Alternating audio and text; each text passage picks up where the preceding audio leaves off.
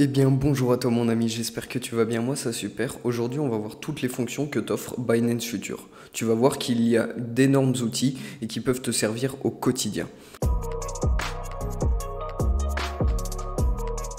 L'idée de cette vidéo est de guider Didier, un jeune père de famille qui aimerait comprendre Binance Future.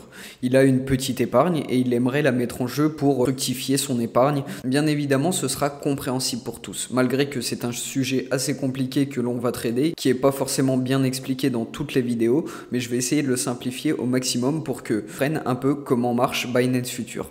J'ai vraiment fait 4 grands points. Donc ça sera acheter en limite ou marché, comprendre le TP et le SL en deuxième, l'effet de levier en troisième, et en 4, on va comprendre ce qu'est la marge croisée ou isolée.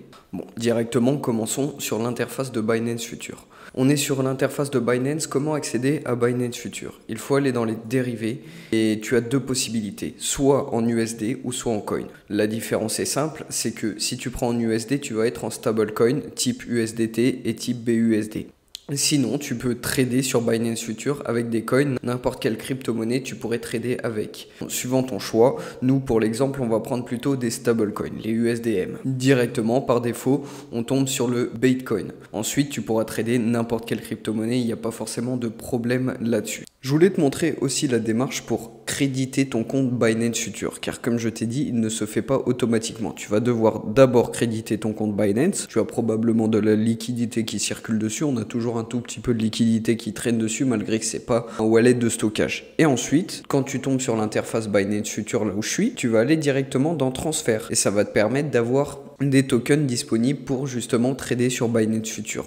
Là, vu qu'on est en stablecoin, il va falloir soit que tu crédites en USDT ou soit en BUSD. Et ensuite, tu vas confirmer. Si tu étais en coin, là, ça serait différent. Il faudrait que tu crédites par les tokens qui sont disponibles juste ici. Et tu pourras directement créditer ton compte pour enfin trader sur Binance Future. On a à droite un carnet d'ordre. Bon, il y a les achats et les ventes en temps réel, ce qui fait bouger le cours du Bitcoin en temps réel. Tu as deux possibilités pour acheter, soit à la limite ou soit au marché. Si tu as fait un peu de bourse, tu as un peu la connaissance de ces deux termes. Sinon, je vais te les expliquer. Donc, acheter au marché, c'est acheter directement au prix qui est affiché. Par exemple, si le prix bouge un petit peu pendant ton achat, ça va quand même passer au marché, même si par malheur il monte à 45 000 en quelques secondes, eh bien tu l'achèterais quand même à 45 000. C'est au moment de ton achat que ça va le prendre en considération. C'est de l'achat au marché comme tu fais régulièrement sur des crypto-monnaies quand tu achètes au cours en temps réel. Ensuite, la limite, c'est imaginons, tu te dis voilà, moi je le trouve un peu cher et je voudrais l'acheter vers les 39 000. Donc tu vas mettre le prix, tu vas mettre à 39 000 bien évidemment. Pendant ce temps-là, tu pourras aller au boulot, faire tes activités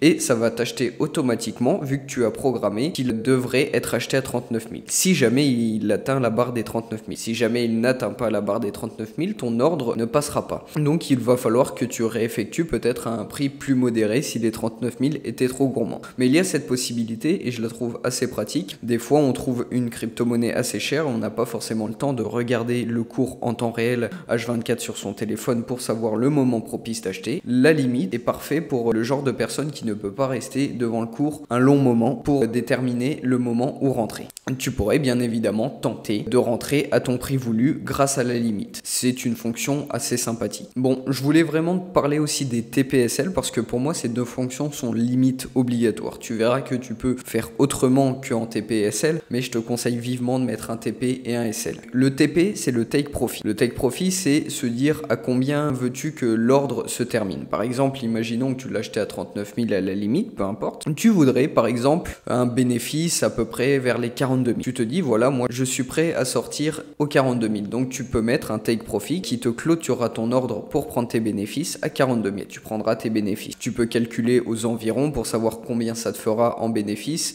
et il faut quand même que ça reste probable si tu veux que ton ordre se fasse dans les jours à venir. Le stop loss, c'est vraiment utile. Pourquoi? Parce que imaginons dans le pire scénario que ça n'atteint pas les 42 000 et qu'on tombe sur un plus violent bear market. Par exemple, le Bitcoin pourrait baisser à 35 000. Eh bien, j'aurais beaucoup d'argent de perdu. Eh bien, l'intérêt d'un stop loss, c'est se dire, voilà, j'ai acheté à 39 000, je suis prêt à perdre un tout petit peu, légèrement. On va mettre à 38 500 pour dire que le cours peut respirer un petit peu, mais pas trop non plus. Donc, tu te dis, voilà, si jamais le Bitcoin baisse à 38 500, tu clôtures ton ordre et tu perds de l'argent, mais tu en perds moins que si tu n'avais pas mis de stop stop loss. C'est l'intérêt d'un stop loss, ça te permet réellement de gérer à ta guise ton investissement sans forcément être là. C'est un automatisme qui facilite réellement la vie. Bien évidemment, si tu veux fonctionner sans, tu as simplement à décocher et on verra d'autres possibilités qui peuvent être utilisées et qui sont destinées plus à des fins professionnelles. Je vais quand même te les décrire, mais pour autant, tu vas les utiliser très rarement. C'est plus destiné à des personnes qui traitent pour des sociétés et qui ont d'énormes fonds derrière. Tu auras peut-être l'occasion de les tester. En tout cas, je voulais vite fait te parler des effets de levier. Alors, les effets de levier, c'est super parce que, imaginons Didier, il a 10 000 $ sur son portefeuille Binance Future et il se dit wow, j'aimerais investir un petit peu plus, j'aimerais que ça me rapporte un petit peu plus ces 10 000 $. Imaginons, ce Didier, il nous met un effet de levier à 50. Donc, il nous met un effet de levier à 50. Ça veut dire qu'au lieu d'avoir investi 10 000 $, il investit 500 000 $. Alors, c'est super, hein, si le cours il explose, bah, Didier, il s'est rempli les poches, très clairement. Si c'est le contraire, eh bien Didier, il est complètement fauché parce que ce qu'il est capable de gagner en plus, il est capable de le perdre en plus. En fait, ça multiplie ton investissement, donc tu es plus susceptible à la baisse sera plus violente et la hausse sera aussi plus violente. Alors bien évidemment, pour débuter, considère qu'un effet de levier est normal. Si tu voudrais tenter les effets de levier, c'est un 2 fois. 2 fois, c'est tu multiplies 2 fois ta somme et je pense que c'est largement suffisant. Il faut savoir que Binance va jusqu'à 125, mais c'est du suicide. Tu pourrais perdre ta maison en un instant si tu mets une très belle somme avec un effet de levier à 125. Après, je t'ai prévenu des risques, tu en fais ce que tu veux, mais l'effet de levier peut être quelque chose de très dangereux, mal géré. Bien évidemment, Binance Future t'offre la possibilité d'acheter et de vendre. Donc ça veut dire que tu peux parier à la baisse sur le Bitcoin, ça s'appelle shorter, ou peu importe quelle crypto-monnaie, mais ça t'offre la possibilité de shorter. Imaginons qu'on est en plein bear market, tu te dis voilà, ça va être compliqué de prendre du bénéfice à la hausse, eh bien tu pourrais prendre l'option de shorter. Ce qui te permettrait de dire voilà, moi je veux par exemple que le Bitcoin baisse à 38 500, tu mettrais un 38 500. En fait, il faudrait que tu inverses ton take profit et ton stop loss. Bien évidemment, tu n'es plus sur un objectif de hausse, mais sur un objectif de baisse. Donc ça veut dire que ton take profit serait en négatif et ton stop loss serait en positif. Ça serait complètement l'inverse de ce que je t'ai montré tout à l'heure. Mais ça peut marcher. Il y a une fonction assez sympathique que je voulais te montrer, c'est le TradingView, ce qui te permet réellement d'analyser directement depuis Binance Future ton cours. Au lieu d'avoir 36 000 applications, tu pourrais directement le faire dessus. Bon, bien évidemment, si tu es plus à l'aise sur des applications en dehors et le faire en dehors, pas de souci, hein, peu importe. Mais il faut savoir que ça t'offre cette option. Tu peux mettre des trendlines, tu peux mettre tous les outils que tu pourrais imaginer pour analyser ton cours tout simplement directement depuis l'interface. Ça t'évite réellement d'avoir plusieurs applications. Bon, bien évidemment, c'est à ta guise, hein. Peu importe où tu analyseras ton cours, mais il est préférable d'analyser son cours. Si tu coches Reduce Online, tu vas avoir d'autres options que le TP et le SL. Par exemple, tu as le GTC. Comme je t'ai dit, c'est destiné plus à des fins professionnelles, mais on ne sait jamais, tu pourrais les utiliser. Qu'est-ce que le GTC ? C'est le Good Till Cancelled, donc ça veut dire que par exemple tu voudrais que le Bitcoin aille à 42 000, donc tu mets 42 000, ça va bel et bien clôturer ton ordre quand il sera au 42 000, mais tu n'as pas de matelas de sécurité, tu n'as pas le stop loss, donc ça veut dire que si le cours baisse, eh bien tu te brûles les ailes en même temps. Mais pour autant, ça peut être utile dans certaines optiques. Il fallait aussi que l'on fasse le point sur les modes de marge.